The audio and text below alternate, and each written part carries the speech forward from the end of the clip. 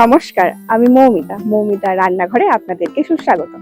আজ বানিয়েছি লবঙ্গ লতিকা। লবঙ্গ লতিকা একটি ঐতিহ্যবাহী বাঙালি মিষ্টি। উৎসবের সময় যেমন দুর্গাপূজা, ভাইফোঁটা, দীপাবলি, এমনকি হোলিতেও এই মিষ্টি তৈরি করা হয়ে থাকে। বলাই বাহুল্য, এই মিষ্টিটি উৎসবের আনন্দকে আরো বাড়িয়ে তোলে। ঐতিহ্যের স্বাদ আর ভালোবাসার ছোঁয়া সবটাই আছে এই মিষ্টিতে। চলো তাহলে রেসিপিটা দেখে নেওয়া যাক। প্রথমে কড়াইতে নিয়ে নিয়েছি হাফ লিটার দুধ। এরপর দুধটাকে ঘন করে জাল দিয়ে দুধের পরিমাণ যখন হাফ হয়ে আসবে তখন এর মধ্যে দিয়ে দেব 50 গ্রাম গুঁড়ো দুধ। তারপর আবারও খানিকক্ষণ নেড়ে ছেড়ে গুঁড়ো দুধটাকে ভালো করে ঘন দুধের সাথে মিশিয়ে নিতে হবে। এইভাবে নাড়তে নাড়তে দুধটা প্রায় যখন ক্ষীরে পরিণত হবে ঠিক সেই সময়তেই এতে দিয়ে দেবো 1 চামচ ময়দা। এরপর ময়দাটাকে ভালো করে মিশিয়ে নিলেই আমাদের ক্ষীর প্রস্তুত। এরপর এর মধ্যে আরো 1 চামচ ঘি দিয়ে ভালো করে মেখে নিলেই ক্ষীরের একটা মসৃণ পুর লবঙ্গ লতিকার জন্য প্রস্তুত। এরপর ওই পুরটাকে ভালো করে হাতের সাহায্যে মেখে নিয়ে একটা লম্বা আকার করে নেব। তারপর সেখান থেকে ছোট ছোট লেচির আকার করে সেগুলোকে কেটে নেব। তারপর আবারও সেগুলোকে হাতের মধ্যে একটু গোল গোল করে নিয়ে তারপর একটু দু সাইডটা চেপে নিয়ে একটা আয়তাকার শেপ দিয়ে নেব বা চৌকো একটা শেপ দিয়ে নিলেই হবে। লবঙ্গ লতিকার জন্য পুরের প্রিপারেশনটা তো পুরো কমপ্লিট। এরপর একটা মিক্সিং বলে 200 গ্রাম ময়দা, সামান্য নুন আর 40 গ্রাম ঘি দিয়ে ভালো করে ময়াম দিতে হবে। তারপর পরিমাণ মতন জল দিয়ে ময়দাটাকে মাখিয়ে নিতে হবে। অল্প অল্প করে জলটা মেশাবো যাতে করে মাখানো ময়দাটা খুব নরম হয়ে না যায়। দরকার হলে পরে অল্প অল্প করে জল দিয়ে ময়দাটাকে মোটামুটি পরোটার ডোয়ের মতো করে মাখিয়ে নিলেই হবে। আচ্ছা, ভিডিওটা কে কোথা থেকে দেখছো অবশ্যই কমেন্টে জানিও। আর যদি কোনো নতুন রেসিপি ভবিষ্যতে দেখতে চাও সেটার জন্য অবশ্যই কমেন্টে জানিও। এরপর এই মাখানো ডোটাকে কিছুক্ষণের জন্য রেস্টে রাখতে হবে।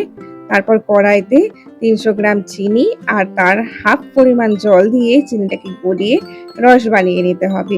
রস সামান্য ফুটে আসলে মোটামুটি একটা চিটচিটে ভাব আসলেই হবে, কোনো রকম একতার বা দুতারের দরকার নেই।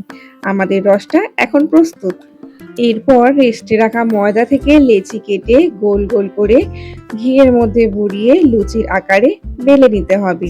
আচ্ছা, আমি যে তোমাদের জন্য এত সুন্দর সুন্দর রেসিপি নিয়ে আসছি, তো আমার এই পেজটাকে কি তোমাদের ফলো করা হয়েছে? যদি ফলো করা হয় তো খুবই ভালো, আর যদি না করে থাকো তাহলে পেজটাকে ফলো করার অনুরোধ রইল। এরপর এটার মাঝখানে ক্ষীরের পুরটা রেখে দেবো। তারপর দুপাশ থেকে ভালো করে মুড়ে নেব। আর মোড়ানো যে অংশটা আছে সেখানে একটু করে জল দিয়ে যে ভাঁজটা যাতে খুলে না যায় সেই জন্য একটু সিকিউর করে নিতে হবে। তারপর ওইটাকে উল্টে আবারও দুপাশ মুড়ে নেব। ঠিক যেমন ভিডিওতে দেখালাম ঠিক সেইভাবেই কিন্তু করে নেবে। তারপর একটা বড় সাইজের লবঙ্গ নিয়ে মুখটাকে আমি সিল করে দিলাম। এখন এটা ভাজার জন্য প্রস্তুত।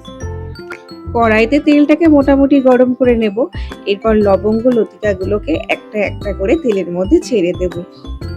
আর হ্যাঁ, অল্প আছেই ধৈর্য সহকারেই কিন্তু ভাজতে হবে, নইলে ওপরটা ভাজা হয়ে যাবে আর ভেতরটা কাঁচা থেকে যাবে, আর সেটা খেতে একদমই ভালো লাগবে না।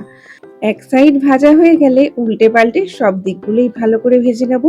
এরপর ভাজা হয়ে গেলে তেল ঝরিয়ে তুলে নিয়ে রসের মধ্যে দিয়ে কিছুক্ষণ নেড়ে ছেড়ে তুলে নিলে আমাদের লবঙ্গ লতিকাগুলো একেবারে তৈরি। মচমচে খোলসের ভেতরে ক্ষীর ভরে ওপরে লবঙ্গ দিয়ে খোলসের মুখ বন্ধ করা হয় বলেই এর নামকরণ হয়েছে লবঙ্গ লতিকা। এটাই আমার মনে হয়।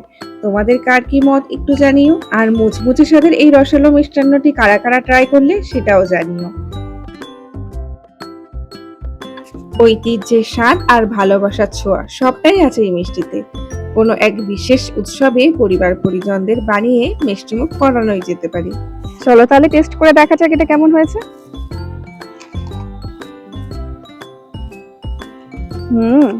অসাধারণ।